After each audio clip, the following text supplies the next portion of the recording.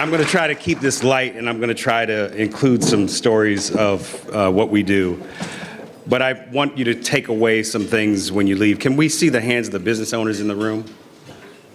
All right. Are any like 1 to 3 years, 0 to 3 years? Over 5 years? Come on, James. And so I started the company in 2001. So let me give you a little bit of background. So good afternoon. Thank you, Dr. Wharton Boyd, for inviting me. Thank you, Angela Franco. Thank you, all the folks that we work with, all the staff in the DC Chamber, for all the work that you do in supporting the Government Affairs Committee. I actually chair it now. Stacey Burnett, my co-chair, left me in December. She works for Comcast, but she was a great partner. She's moved on to a higher position at the DC Chamber, so background, enough on that. I'm from Washington, D.C., a veteran of the United States Air Force and a graduate of Howard University. I'm married to Tiffany Green, who serves as our executive vice president. We have 2 wonderful daughters. Our oldest daughter is a junior at Spelman, and she just crossed Delta Sigma Theta, not weekend before last. Here we go. Any Deltas in the house? All right, yes, that was a big deal. We went to her crossing over, and it was wonderful. So our youngest daughter is a senior in high school. She's going to start at Spelman in August. They are truly our competitive edge, certainly mine, because they are my inspiration. 2001, I started American Management Corporation. Over the years, I had served on finance committees and as finance chairman for numerous campaigns. And during our events, attendees would often ask me, we're trying to get our permits through DCRA, they won't return our phone calls. I've done $5 million worth of work for whatever government agency, they haven't paid our invoices. I've tried calling, no one's returning my phone call. So I found myself fixing a lot of problems. A lot of that was, some of them just didn't understand the local landscape. They didn't know the organizational charts of the agencies. They didn't know the fiscal years of the agencies, and they didn't know, they were trying to go on a website, and it just didn't work that way, especially not in DC. So many times I would map out the agency, map out the plan, and I would physically go to the agency to walk down whoever I needed to talk to. I found that to be very helpful for a variety of reasons, was that, one, it helped me to establish one-on-one personal relationships with the government folks. 2, when I was with them, they could share information that they couldn't share in an email or, in a public session. They could give me insight. Dr. Wharton Boyd was a wonderful person for that. When she was at the council, I don't know if you all know that history, but I would often go to her for therapy and guidance through our DC council. I would sit in her office and close the door and like, what the heck? So at one point, I literally had charts on my walls in my office where I had the names, the contact information, and the physical location of every DC government official that touched an invoice across the government. So I could go to them physically and walk down an issue.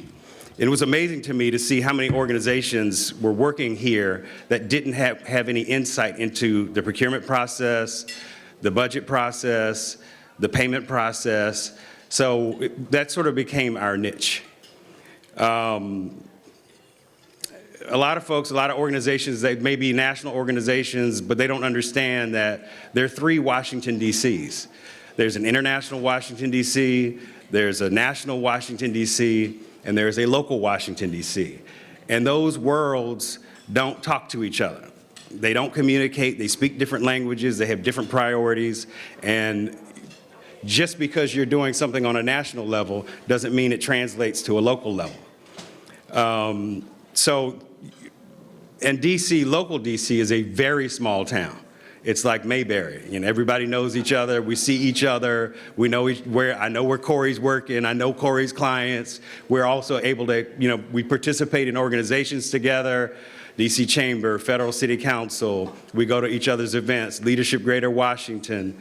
So part of it is also encouraging you all to get really ingrained in the local community. So I'll drop some of those things as I talk, and promise I won't wear you out. Since our beginning, we've been fortunate to continue advising some of the world's largest companies, Microsoft, Verizon, Deloitte, American Beverage Association, Walmart, several organizations here. Initially, they usually come to us from some kind of emergency, and then they'll keep us on when they see the types of information that we're providing to them that actually helps them advise their operations here. One of the things that I think is crucial, and as a business, we're tracking everything that's going on a local level. Officials, budgets, agencies, staff, legislation, regulatory changes, all that is happening in real time. As an example, it is absolutely critical to understand the fiscal year process in any government where you're working. And I'll try not to get into too much detail, but I'm going to try to help you understand sort of the value of understanding the fiscal year. So right now, we are tracking 3 fiscal years. We're tracking the current fiscal year, FY 2023, and you should be asking, if you're working for the government, what's your spend down plan as we close out the fiscal year? How are you going to spend down the money on my contract? Do you have any unallocated funds in your budget that we can use to either add task orders or add work? What's your spend down plan? The second fiscal year that we're tracking is FY 2024. So the mayor presented the FY 2024 budget in March to the public and the city council. And there were a series of marathon hearings at the council, different agencies, all agency officials had to come testify about their FY 2024 budget. So we're monitoring those sessions, all of them. We're listening to agency priorities. We're listening to city priorities. We're listening to Commissioner Wood's priorities at DSBY. We're listening to all those sessions, whether DDOT, OCTO, different agencies, and we're translating that information and feeding it to the organizations that we work with so that they can prepare for the upcoming fiscal year. Now, we're also tracking, so the upcoming fiscal year is going to start October 1, and that budget is set. So the council is going to vote on that budget, and I think Corey's going to get into some of this when he talks, but right now the council has the budget. They're moving money back and forth. They're taking money from one program and putting it in another program. Some of it you may have seen where one of the council members removed the funding for the K Street redevelopment. Some of it you may have seen where another council member is proposing a $2 rideshare fee into the core of downtown and also out of the core of downtown. So a lot of that's going on, not in the private, but if you don't keep an eye on the Wilson Building and the City Hall, they can change your business model overnight or in the span of minutes.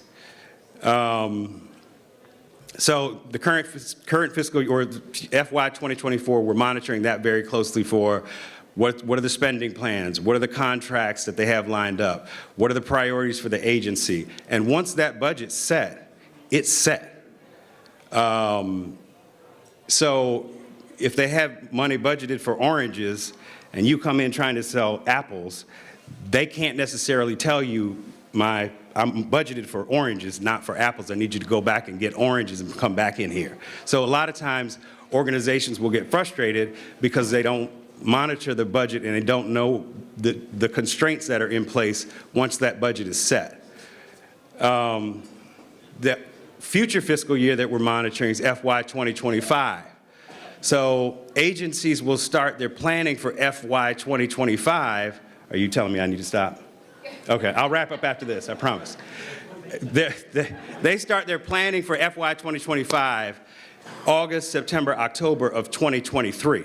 So these fiscal years are planned 2 years out.